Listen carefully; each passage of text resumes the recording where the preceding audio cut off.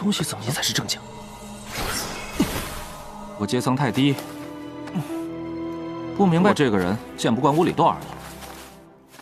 Oke teman-teman, kembali lagi di channel saya. Dan sekarang saya mau menceritakan bocorannya kembali. Dan jangan lupa untuk subscribe, klik loncengnya, dan juga lupa like. Selamat menikmati. Gaskeun. Para prajurit ini bertanggung jawab untuk menjaga, dan mereka tidak bisa begitu ceroboh. Satu-satunya penjelasan adalah bahwa mereka dibius. Memikirkan sikap pria parubaya itu terhadap dirinya dan ekspresi Yang Kai langsung santai, Yang Kai samar-samar mengerti. Di matanya, Yang Kai hanyalah seorang pengemis kecil biasa, dan makanan di malam hari pasti telah dibius.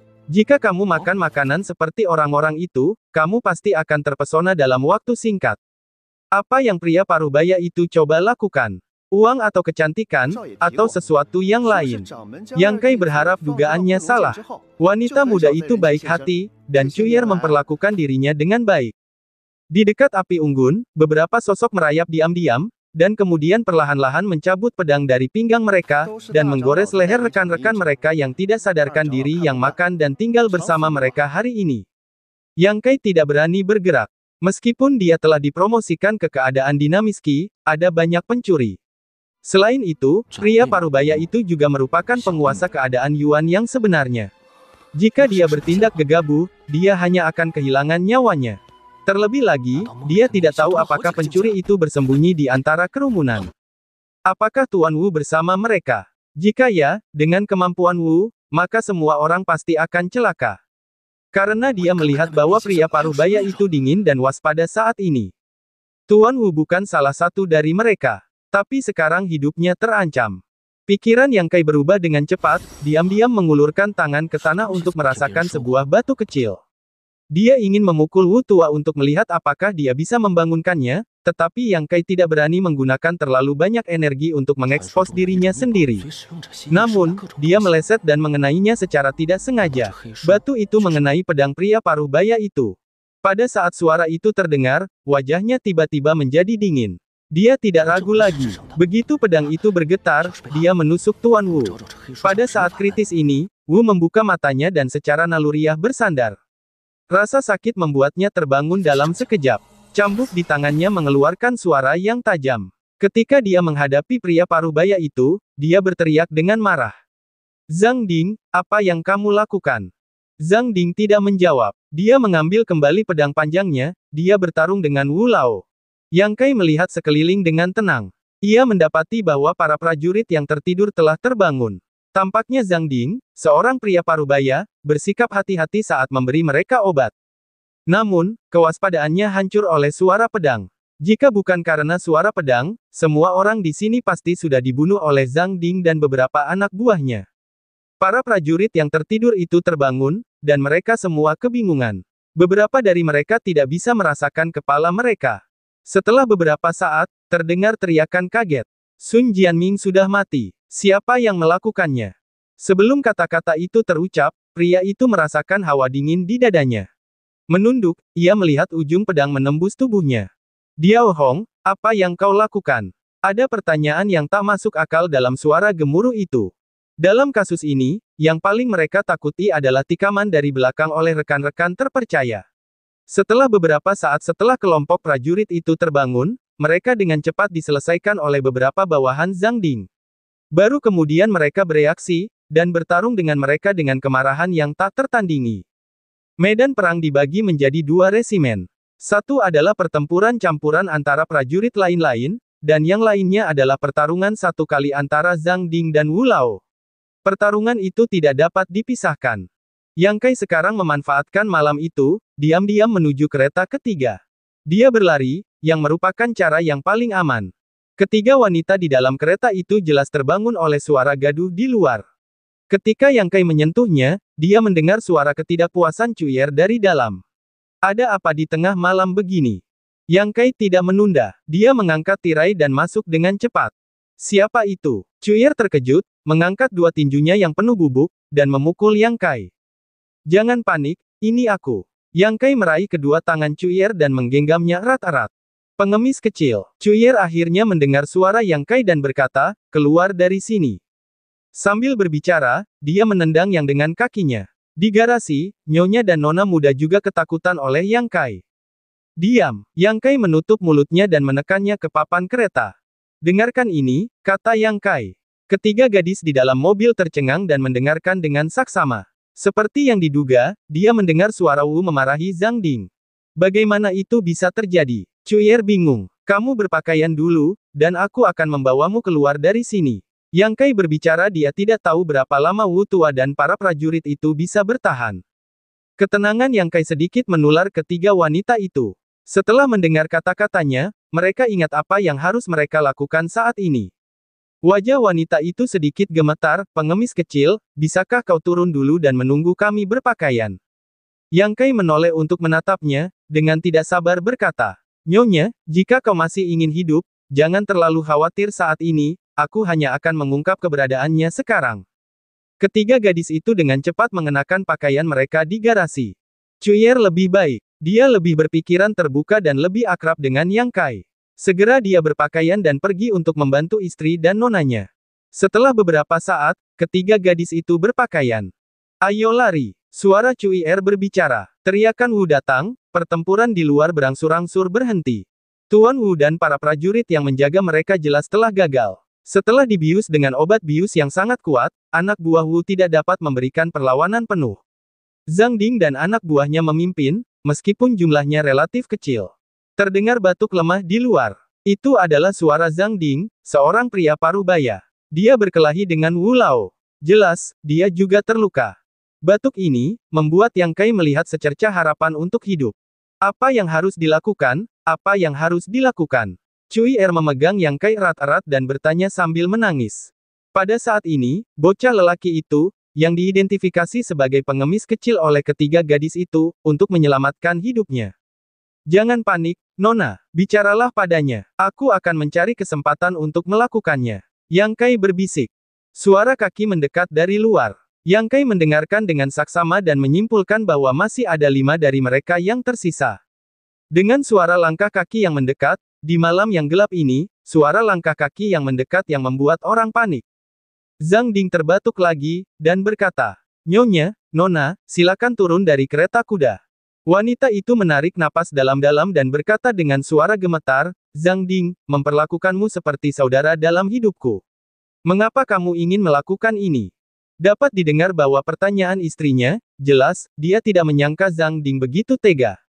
Ada keheningan panjang di luar. Untuk waktu yang lama, Zhang Ding berkata, maaf, Nyonya. Orang mati demi uang, burung mati demi makanan. Tuan telah pergi, tetapi dia telah meninggalkan begitu banyak harta. Nyonya dan Nona tidak berdaya. Bagaimana mereka bisa menyimpannya? Wanita itu menjawab, kalau begitu, kamu ambil harta itu dan pergi. Zhang Ding, tolong lepaskan ibu dan anakku. Aku hanya ingin hidup hari ini, dan aku tidak punya hal lain untuk dipikirkan. Dia tidak menaruh semua harapannya pada Yang Kai. Meskipun dia tenang, di mata istrinya, dia hanyalah pengemis kecil. Bagaimana dia bisa melawan Zhang Ding yang kuat? Setelah mendengar perkataan istrinya, Zhang Ding tidak tergerak. Dia berkata, Nyonya, silakan keluar dulu. Apakah kamu benar-benar ingin bersikap tidak berperasaan? Wajah istrinya menjadi pucat. Zhang Ding menolak untuk menerima permintaannya. Jelas bahwa dia telah membuat rencana. Jika Anda bekerja sama dengan baik, saya dapat meninggalkan Anda seluruh tubuhmu. Tetapi jika Anda menolak, saya malu untuk mengatakan bahwa saya mengagumimu sejak lama. Sayang sekali saya tidak bisa mencium fangs sendirian di masa lalu. Tetapi sebelum istri saya meninggal, saya pikir saya dapat memenuhi keinginan saya. Dia dapat membayangkan apa yang akan terjadi pada Zhang Ding jika dia ingin berbuat jahat pada dirinya sendiri. Di garasi, ketiga wanita itu semuanya gemetar. Nyonya, saya akan memberimu 10 waktu istirahat untuk keluar. Saya akan memberi Anda waktu yang baik dan mengubur Anda dengan baik. Zhang Ding berkata dengan ultimatum. Sesaat kemudian, dia mengambil keputusan, membuka matanya dan memberi putrinya senyum sedih. Matanya menunjukkan tatapan tegas. Baru saja akan bangun, dia ditekan kembali oleh Yang Kai, yang menggelengkan kepalanya perlahan. Suara Zhang Ding yang tidak sabar terdengar. Sepertinya Nyonya akan memberiku kesempatan ini. Dalam hal ini, Zhang menolak untuk menghormati. Setelah mengatakan itu, Zhang Ding mengulurkan tangan untuk mengangkat tirai kereta kuda dan hendak masuk. Namun sebelum langkahnya terhenti, wajah hitam dan kotor muncul di matanya. Pria itu menyeringai padanya. Pengemis kecil. Wajah ini jelas merupakan wajah pengemis kecil yang kubawa beberapa hari yang lalu. Zhang Ding terkejut, dia tidak menyadari bahwa ada orang lain di kereta. Setelah terkejut, dia menjadi marah. Tanpa banyak berpikir, Zhang Ding mengulurkan tangan untuk meraih Yang Kai dan ingin mengusirnya. Yang Kai tidak menghindar, dalam sekejap mata, dia memukul 4 atau 5 tinju di dada Zhang Ding. Kecepatan yang luar biasa, Zhang Ding terkejut lagi, tetapi Xuan malah mencibir. Mencari kematian. Dia melemparkan Yang Kai keluar dan berkata dengan marah, bunuh. Ketika anak buah Zhang Ding mendengar suara itu, mereka keluar dengan pedang. Saat berikutnya, disertai dengan ledakan, dada Zhang Ding tiba-tiba muncul sekelompok darah, energi panas yang ganas tiba-tiba melesat di tubuhnya. Seluruh dada Zhang Ding berdarah dan dia meninggalkan garasi sambil berteriak. Pada saat yang sama, anak buah Zhang Ding juga menebas Yang Kai dengan pedang, tetapi mereka hanya melihat sosok Yang Kai, yang tiba-tiba menghilang, dan semua serangan gagal.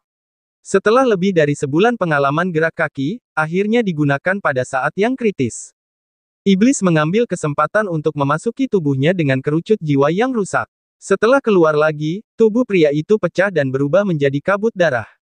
Senyum aneh Jie semakin meresap ke dalam orang-orang, iblis itu berusia 10.000 tahun. Meskipun kekuatan roh telah turun tajam, tawa itu masih mengandung kekuatan untuk menakut-nakuti orang. Yang Kai dan kerja iblis, hampir tak terkalahkan. Satu set gerak kaki belum selesai, beberapa bawahan Zhang Ding telah terbunuh, semuanya hancur berkeping-keping. Sampai sekarang, Zhang Ding dapat melarutkan kekuatan yang asli dari Yang Kai. Dia menatap Yang Kai dengan ganas dan berteriak tidak percaya. Pengemis kecil, kamu telah berpura-pura. Pengemis itu, yang dianggap sebagai orang biasa olehnya, telah menjadi penghalang terbesar bagi rencananya. Yang Kai berlumuran darah, diam-diam berdiri di sana menatapnya, berkata dengan ringan. Kamu masih memiliki beberapa kekuatan tempur. Yang Kai tidak takut padanya. Bahkan jika hanya tersisa 20%, itu akan cukup untuk membunuhmu. Zhang Ding berteriak, dan cahaya pedangnya bergoyang. Dia menyebarkan metode tubuhnya dan menipu Yang Kai. Dia menyikat pedangnya dan menikamnya. Dia bersumpah untuk membunuh Yang Kai di bawah pedang. Sebelum gerakan pedangnya diluncurkan sepenuhnya, iblis yang terbungkus dalam kerucut jiwa yang rusak akan menyerahkannya kepadanya. Tawa Jie tidak ada habisnya. Zhang Ding tidak dapat menerobos blokade iblis. Dia tidak dapat menahan diri untuk berteriak. Sungguh harta rahasia ini. Dia juga seorang pria dengan pengalaman yang kaya dalam pertempuran. Dia belum pernah melihat harta rahasia yang aneh seperti kerucut jiwa yang rusak. Dia menyerang dan menangkis dirinya sendiri tanpa didorong oleh manusia. Selain itu, ada tawa yang menakutkan keluar dari dalam, yang tampaknya telah disalurkan. Suara Yang Kai tiba-tiba datang dari belakangnya, dia dengan jelas melihat Yang Kai berdiri tidak jauh darinya. Mengapa dia tiba-tiba datang di belakangnya? Yang Kai sudah mengeluarkan gerakan kakinya dan melesat ke sisi kirinya. Tanpa ragu, Zhang Ding tidak dapat membela diri. Dia berteriak. Sebuah ledakan gerakan datang dari seluruh lengannya, dan dia langsung jatuh.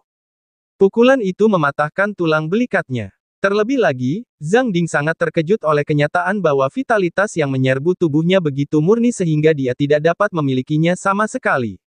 Kemurnian vitalitas Yang Kai jauh melampaui keadaannya saat ini. Semua ini karena jasa Huan Gong. Iblis mengambil kesempatan untuk menipunya. Kerucut jiwa yang rusak menyentuh pedang panjangnya. Setelah bertarung kurang dari setengah cangkir teh, Zhang Ding terhuyung-huyung dan berlumuran darah. Zhang Ding tidak berniat bertarung lagi. Jika dia tidak lari, dia pikir dia akan mati di sini. Namun, Yang Kai dan iblis tidak akan memberinya kesempatan untuk melarikan diri. Zhang Ding memuntahkan seteguk darah dan menjadi terganggu. Iblis melihat kesempatan itu dan menyerbu ke dalam tubuhnya yang terbungkus kerucut jiwa yang rusak. Wajah Zhang Ding tiba-tiba menjadi bingung, matanya berangsur-angsur kehilangan kesadaran, dan kemudian jatuh ke tanah. Sesaat kemudian, iblis muncul kembali, disertai dengan tawa, berubah menjadi gas hitam dan menghilang di ujung jari Yang Kai. Dalam perang ini, iblis telah menelan beberapa jiwa, yang merupakan obat mujarab. Berdiri di sana terengah-engah, Yang Kai mengeluarkan rasa tidak berdaya. Kali ini dia tidak menggunakan AO yang pantang menyerah, karena pertempuran dengan Zhang Ding tidak memberinya tekanan dan krisis apapun. Tetapi Yang Kai dapat mendeteksi bahwa kekuatannya sendiri masih terlalu rendah. Jika Zhang Ding tidak terluka, jika dia tidak berhasil melakukan serangan diam-diam, dan jika tidak ada cairan yang tersimpan di ladang ramuan, bagaimana mungkin dia bisa melawan ahli seperti itu? Setelah tenang untuk waktu yang lama, Yang Kai berjalan perlahan menuju kereta ketiga. Dengan suara langkah kaki yang mendekat, ketiga wanita di dalam mobil itu jelas gugup. Suara Cuier yang gemetar keluar. Pengemis kecil. Ya, Yang Kai menjawab. Ketika tirai mobil diangkat, wajah pucat Cuier terlihat dan istri dan nonanya juga dengan gugup menatap Yang Kai. Cuier segera menutup mulutnya dan menatap Yang Kai dengan tidak percaya. Kamu diam saja. Saya akan melihat apakah ada yang hidup. Yang Kai memberi perintah dan berbalik ke api unggun untuk mencari tahu.